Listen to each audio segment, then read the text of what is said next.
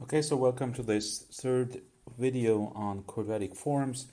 The previous videos were concerned with the result that we have in the script on the slide, the rank of the asymptotic variance covariance matrix of GT of B hat, and the result concerning a quadratic form that involves a vector of standard normally distributed random variable x, which are also independent. Now, what this video is concerned with is result 2b, and that is concerned with a random vector which is not the standard normally distributed, but where the variance covariance matrix sigma is as some symmetric and positive definite matrix. And the result here states that if you construct a quadratic form using this vector, we can also obtain a chi-square distributed random variable, but we need to choose this matrix A specifically, and in particular what this matrix A has to obey is this relationship that we have here. So there's a relationship of the matrix A with the variance covariance matrix sigma, and if that relationship is fulfilled, then we can claim that this quadratic form is a chi-square distributed random variable with degrees of freedom that is determined by the rank of the matrix A. Now, it will turn out, and we shall see that there are two candidates for A which do the job. One is the inverse, if that inverse exists, as the variance covariance matrix is invertible. However, as we have seen, as the matrix, the variance covariance matrix may be singular, in which case we have to use the pseudo-inverse, but it turns out that using the pseudo-inverse, the relationship is also fulfilled. Okay, and the next steps that I'm going to conduct will show these results. Okay. Now, what I like to do in this derivations is I like to distinguish two situations or two cases. One is going to lead us to the wall statistic, the other is going to lead us to the J statistic, and basically they are concerned with two cases when the variance covariance matrix sigma is a full rank, that is going to be the Wald case, or a reduced rank, that's going to be leading us to the J statistic. Now, in order to understand the results, it is again useful to refer to the origins of the multivariate normal distribution.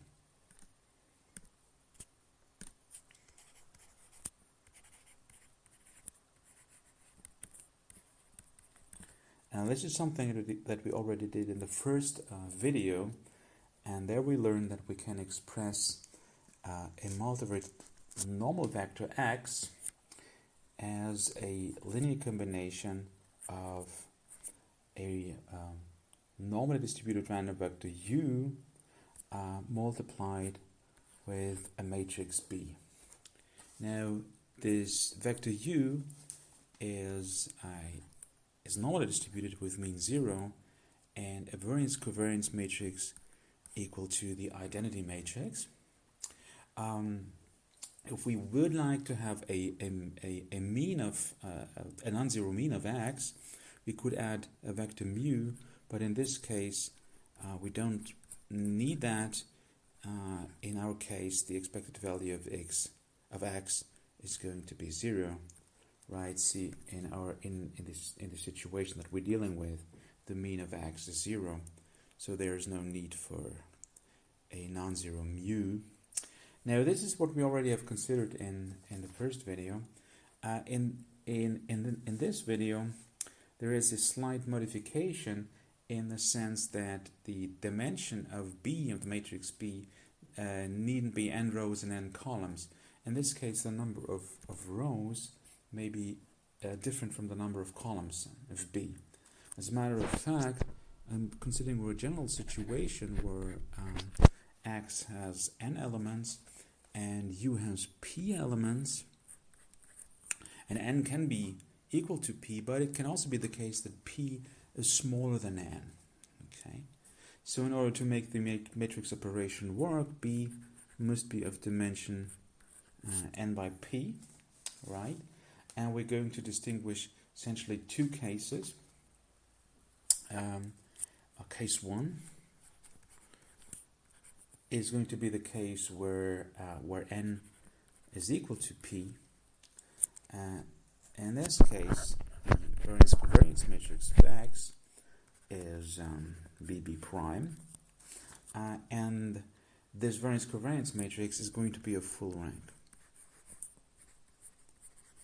That is the rank n. That's going to be our wall statistic case. Case 2 is a situation where n is bigger than p, and in this setup the variance covariance matrix is of course still BB prime, but the rank is reduced.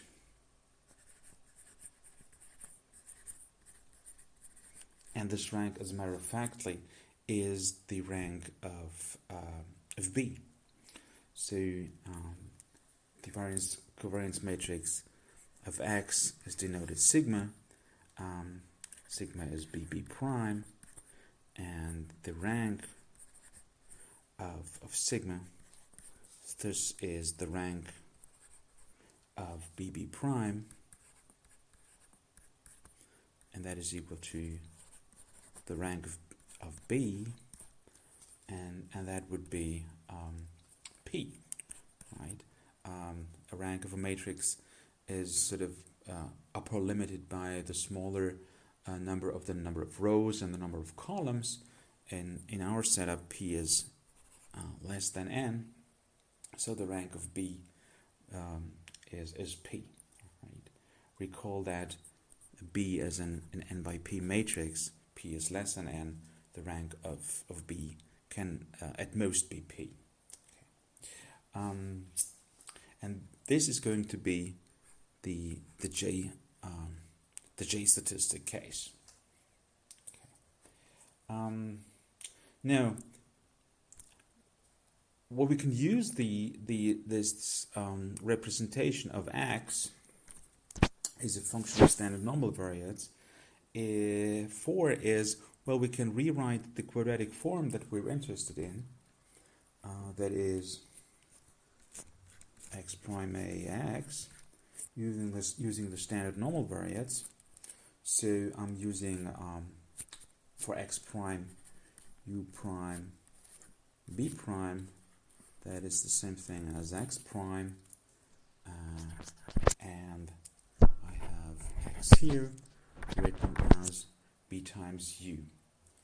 Now I like to call this term in the middle b prime ab, I like to call this a tilde. Okay. When you take a look at it, a tilde is going to be a p by p matrix that we're going to take a look at in detail in a minute, and that implies that we can write the quadratic form also using the standard normal redistributed random vector u, and we write it in this fashion. And now actually what we are is we're in a situation that is the situation that we discussed in case 2a in the second video. This is a normally distributed random vector, and these normal variables are independent, so that's the variance covariance matrix, and that's a situation that we discussed in the previous video, result 2a. And we can now analyze the situation or the conditions for which this quadratic form is actually going to be a chi-square distributed random variable.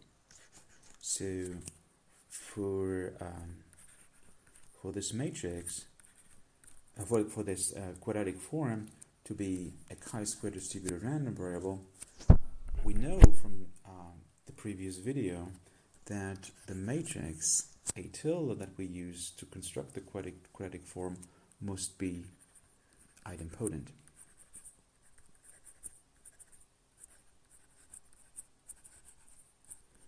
Okay, see the previous video. And of course, symmetric and square, but any idempotent matrix is a symmetric and square matrix. Now what we can do is to analyze the implications for the matrix A and not for A tilde, right? A is the matrix that we use for the original quadratic form. Now what the implication for A tilde mean for A, and in order to understand that, it's useful to consider a spectral decomposition of this A tilde matrix.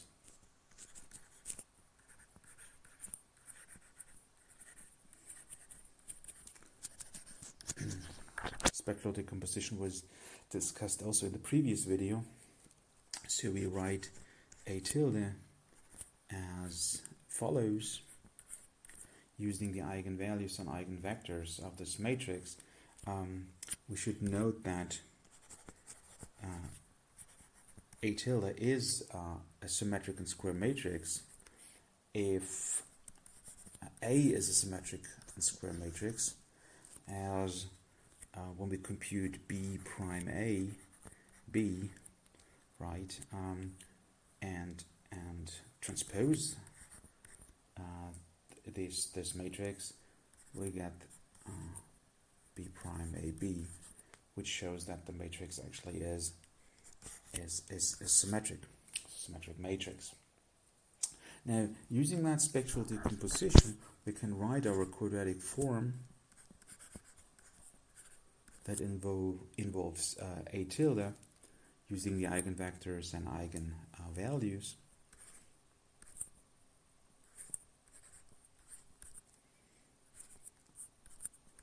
Like that, and use this formulation to construct another random vector that is also standard normally distributed and also independent. We did a similar thing in the previous video where we introduced this random vector y, and essentially it's the same idea that I use here. So y is again the result of multiplying u with c, or c prime, which implies that y is then also a standard normally distributed random vector, and the elements are independent. This is something that we already saw in the previous video. It was a convenient way of writing things, because then we can write this quadratic form using a summation, and the summation goes over the squared elements of the vector y. Maybe we should write the vector y here in detail. It's a p by 1 vector, okay, and what the quadratic form does is it squares the elements and it multiplies them with the eigenvalues. Note that lambda is a diagonal matrix which contains the eigenvalues of A tilde on the main diagonal. So that's how lambda would look like. Okay, and this is why the quadratic form is of that specific form. Now we can conclude a similar. We can come to a similar conclusion than in the previous video. That it is the eigenvalues of this matrix A tilde that determine whether the quadratic form that we're going to take a look at, right, which is written in various ways on the slide, comes out actually as a chi-square distributed random variable. And we can conclude that the eigenvalues of that matrix A tilde, which is B prime A B, must be either 0 or 1, which implies or means the same thing as A tilde must be idempotent. To get the result, our quadratic form that we're interested in, writing it using the U's or the X's, the original formulation, and the A matrix, is actually a chi-square distributed random variable with a rank that is identical to the rank of A tilde. So this is something that you should be familiar with from the previous video. Now, what does it imply for the matrix A? So we have the result that A tilde needs to be idempotent. What are the implications of the matrix A? Now, what we can show is that the matrix A must be specifically chosen such that it produces an idempotent matrix A tilde. And the result was already stated at the beginning of the slide, so I'm writing it again. We can show that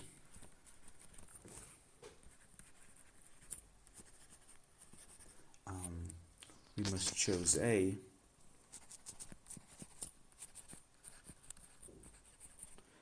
such that the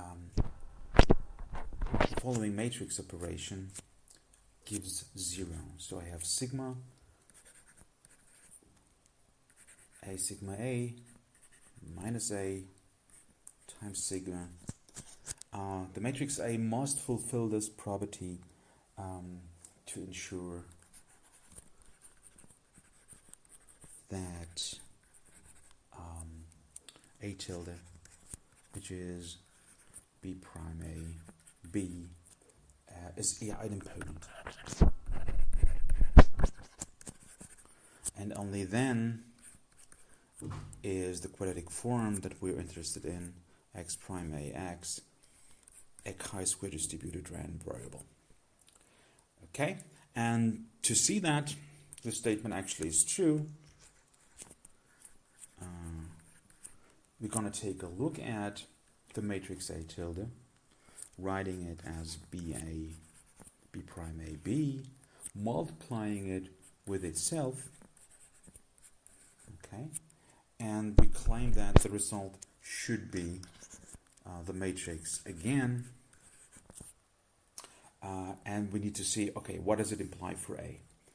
Now, in order to see that, what we could do is we could subtract B prime A B from both sides of the equation, which gives us a 0 on the right hand side, and on the left hand side you get the expression that factors out two terms, namely A BB prime, and I like to write BB prime, I'd like to replace it by sigma, okay, and I'm going to do that. So I'm writing instead of BB prime sigma, and I have a sigma A, noting that this guy is actually BB prime, subtract A, multiplied with B, and that should give me the 0. So next step is then to say, okay, let us pre-multiply with B, so we get BB prime minus A, and then post multiply with B prime, which gives us B times B prime. Right hand side is unchanged by these operations, of course. You see, I did that because I want to get rid of these B, which are really auxiliary objects for these derivations. I want to be able to trace back to the sigma, the variance covariance matrix, and that is what I can do with these manipulations. So what I get is the thing I want to show, the relationship between the sigma matrix and the A matrix that has to be fulfilled, and that's it. Okay, and that is what we wanted to show. Now, if you take a look at this expression, and this, if the A matrix fulfills this these conditions, we actually come out with the result that x prime ax is going to be a chi-square distributed random variable as claimed. What is interesting or important to note is that this relationship holds for two prominent choices. It holds for the inverse of the variance covariance matrix sigma if it exists, or if it does not exist, it also holds for choosing the pseudo inverse for A. Right? Remember, the pseudo inverse have these properties which are similar to the properties of the inverse, like this property and this property. Okay, the inverse does have this property, and the pseudo inverse has it as well. As a matter of fact, in the next video I'm going to be a bit more detailed about the construction of the pseudo inverse, so stay tuned for more details. And if you insert either sigma to the minus 1 or sigma plus the pseudo inverse, you see that yes, these two choices fulfill the condition.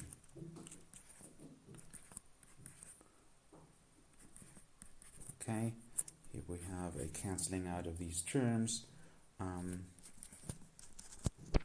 This term gives you 0, so sigma to the minus 1 minus sigma to the minus 1 is 0.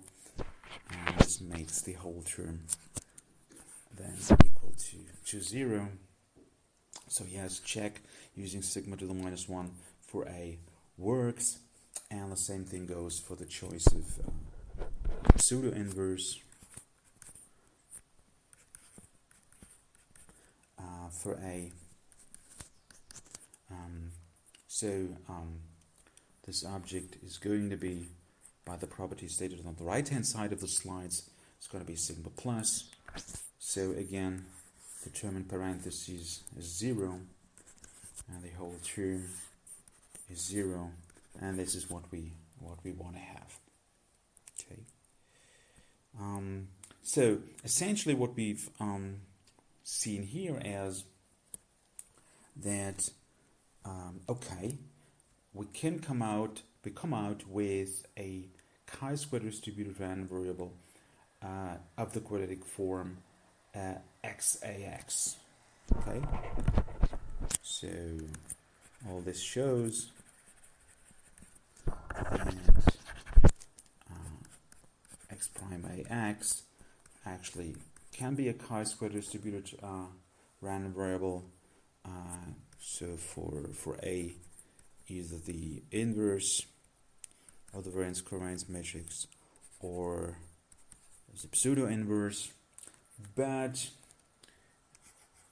what we did not discuss is what are the degrees of freedom. What are the degrees of freedom of the resulting chi-square random variable? And to answer this the question, I like to distinguish these two cases. Case 1 is the Walt case, where A is the inverse exists, the inverse of the variance covariance matrix exists, and I'm using it. That's the case where P is equal to N, and that is what I refer to as the Walt test case. Okay. Later on, I'm going to consider the case where I use the pseudo inverse. That's my case 2. That's the final video that you can watch later. Now, in this case, now in order to understand the degree, to figure out the degrees of freedom, it's useful to remember or retrieve some useful results from matrix algebra.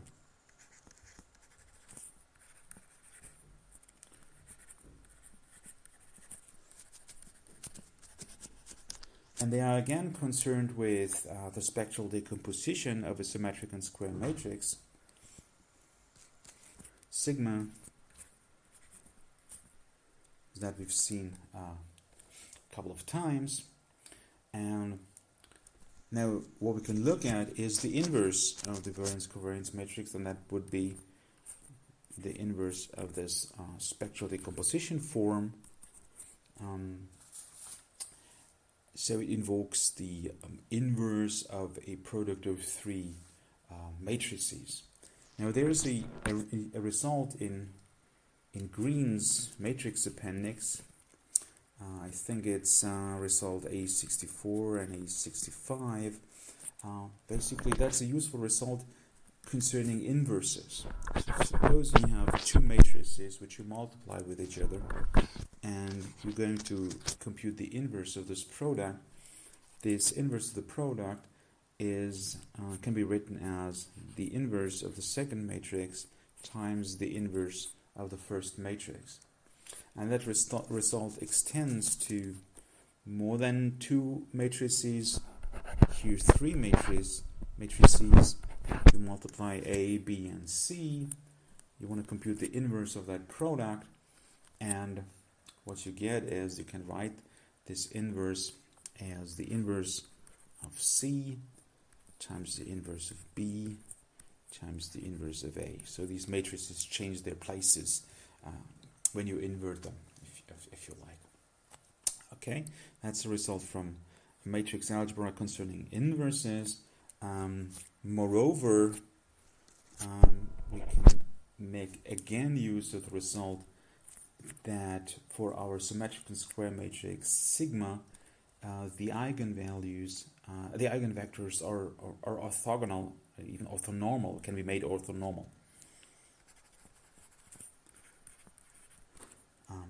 So for sigma symmetric and square, we had the results that C prime is equal to the identity matrix, and in the previous video we already came to the conclusion that C prime, the transpose of C, is identical to the inverse. Okay, and these results can be used fruitfully for our purposes. Right? So let's combine these two results. We consider the inverse of sigma, and we use the spectral decomposition to write sigma, and hence its inverse. And using the results from matrix algebra in green, we have C prime changing its position, jumping ahead, and we invert it. We have a lambda which we invert, it stays in the middle, and the C matrix jumps to the end, and it's going to be inverted.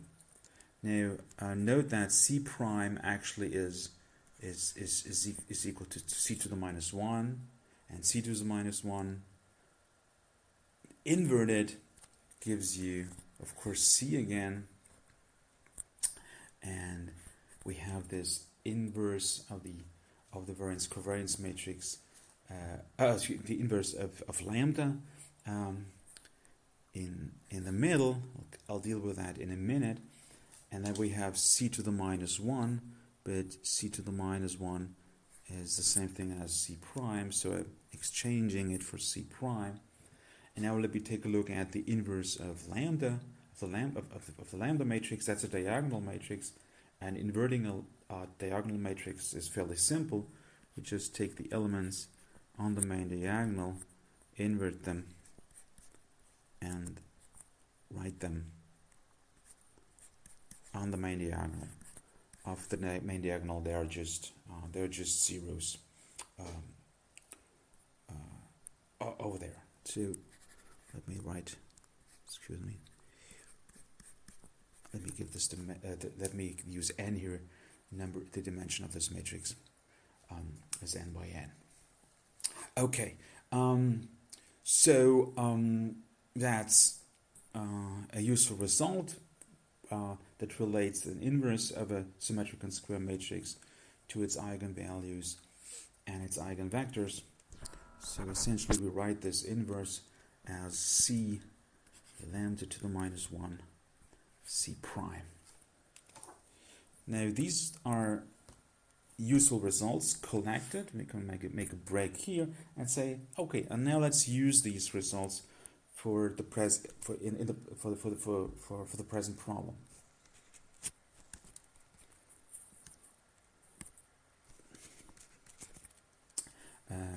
We had the result that A tilde, the matrix A tilde, could be expressed as B prime using the inverse for A, inverse of sigma for A, times B, okay, and now we use the result that we just have retrieved and write it as B prime C lambda to the minus 1 C prime times B, and we can consider a bit the rank of the matrices that we have showing up on this right hand side. So the rank of the B matrix, in this case 1, is n. It's a full rank matrix. The rank of C, that's also it's an n by n matrix, and it's a full rank in case 1, and the rank of lambda is also n. Also, all these matrices are of full rank in case 1. Okay, where sigma is actually invertible. Now what we can use is a rule or a result that we already had in the previous video, referred to as the product rule. Okay, and the product rule, remember, stated that, okay, if you're interested in the rank of this product of 3 matrices, you're going to end up with the rank of the matrix in the middle, B that is, if A and C are non-singular matrices.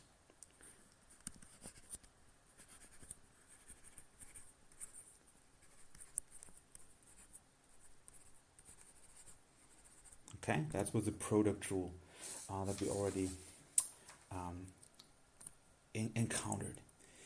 Now, in the present context, A, the matrix A, is actually B prime C, and this matrix C is, shall have it here, C prime B, and both matrices B prime C and C prime B are of rank n. They are non-singular.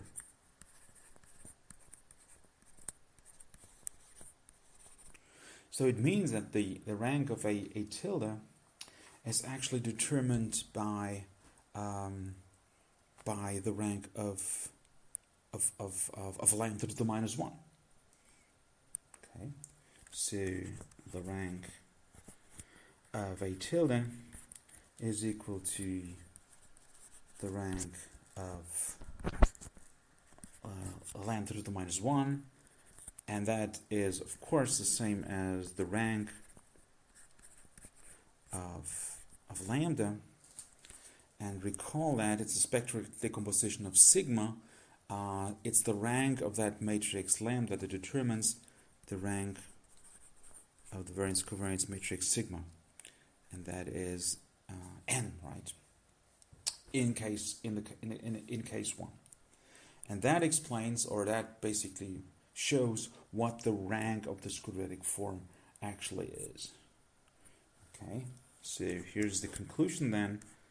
X prime sigma to the minus 1x is a chi-square distributed random variable, and the degrees of freedom of this chi-square distributed random variable is equal to the rank of sigma. Okay, and recall that we're talking about x, a the normally distributed random vector with mean 0 and variance covariance matrix sigma. Okay, and that shows the result that we were after. Okay. Now maybe we can make a link to the wall statistic more explicit. Okay, So for the wall statistic, we had, if you take a look at your earlier notes, the result that we used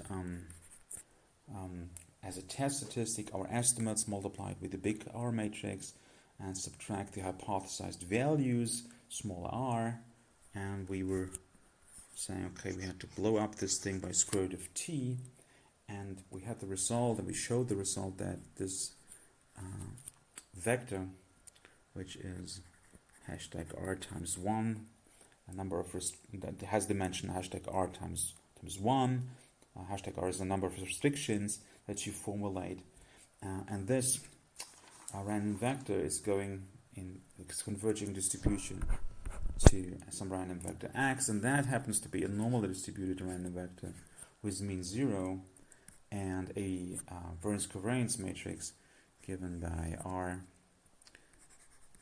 asymptotic variance covariance matrix of B hat R prime, and that is sort of the equivalent of our sigma in the previous derivations. Okay. So we're converging to a normal distribution with these terms, and the test statistic is constructed as follows, as a quadratic form.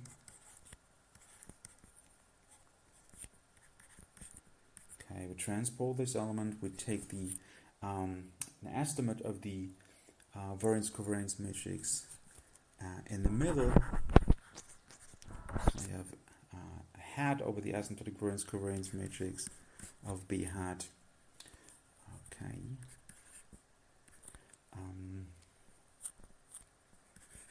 Invert that object, and we have this term again. Okay, and now the idea that we use a consistent estimate of the asymptotic variance covariance matrix, so our estimate of the asymptotic variance covariance matrix converges in probability to the asymptotic variance covariance matrix of B hat, and then by a result that we had earlier, we know what this quadratic form converges to a distribution. That's one of Hayashi's lemmas. This thing is converging in distribution to the distribution of x prime R asymptotic variance covariance matrix of B hat R prime, or in other words, a sigma object, inverted times x, and here you see clearly that we are really dealing with a quadratic form that is of the same nature as the quadratic form that we've discussed in those derivations, and this object then comes out as a chi-square distributed random variable which has degrees of freedom equal to the dimension of this x vector, and this dimension of the x vector is actually hashtag r times 1, and that determines the degree of freedom of the chi-square distribution. Okay, and that's sort of the first case that I wanted to discuss. And then the case 2 is going to be concerned with the J statistic, where the variance covariance matrix sigma is not invertible. We use a pseudo inverse, and I think it's best to use a separate video to show you this case 2. Okay, thanks for watching this video. Stay tuned. If you find any errors or have comments, I'm happy to discuss them with you.